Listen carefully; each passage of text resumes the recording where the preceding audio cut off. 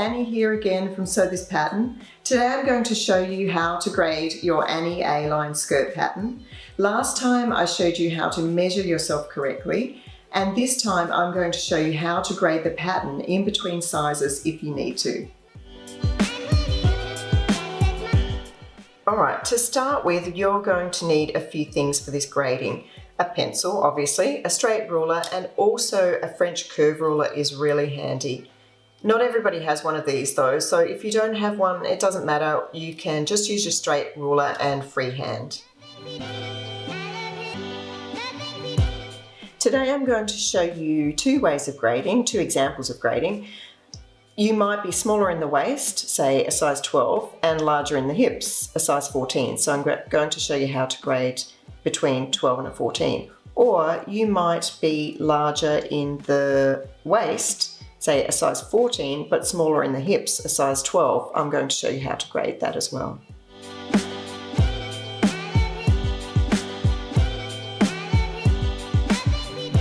So the first example I'm going to show you is between the 12 in the waist and the 14 in the hip. So the hip point is usually where there's a notch. That indicates the fullest part of the hip. If there's not a notch there, just try and find the widest part on the pattern around the hip area, which is generally about 20 to 23 centimeters below the waist point. But here we have a notch. So we're a 12 in the waist and a 14 in the hip. So I'm going to put a little mark here at the hip.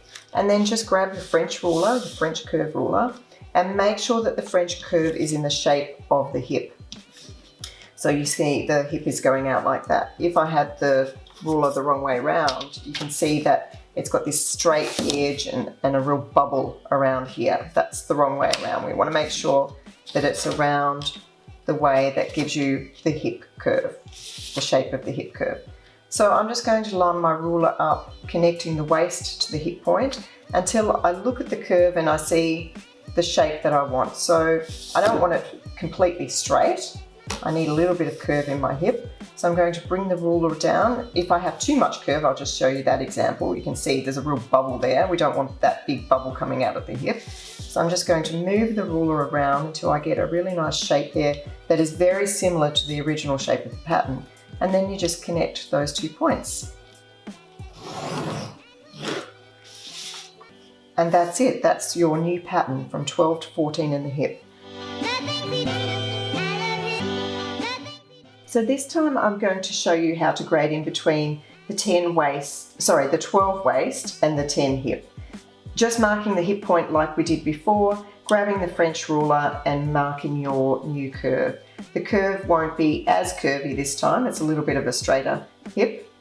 So just marking it in like we did before, and there you can see your new shape. It's a little bit straighter than the one where we come out to the bigger size in the hip. Alright, if you don't have a French curve, that's okay. Just still mark your point from the waist to the hip and just eyeball, you can just hand draw a line that gradually comes out to that hip line. Same with if you're going into the smaller size, just gradually take that line down. You don't want it just going in a straight line, so there's your straight ruler. That will look very strange. So you can get your ruler and just make little points if you like and just make that curve and then join the dots. This skirt also has a facing that is attached to the waist, so you're going to have to make the same changes to the facing side seams as you've made to your skirt side seams. The best way to do this is to measure the facing length. So I'll just measure the size 12 here, and that's measuring 8 centimeters. And I'm going to measure down 8 centimeters on the side seam, mark a little point, and you can see I've come out here, my new line, by about 5 millimeters. So I'm going to have to add 5 millimeters to the facing side seam as well. Same with the smaller hip size, you'll have to deduct whatever difference it is there. So that's a very simple little alteration to make as well.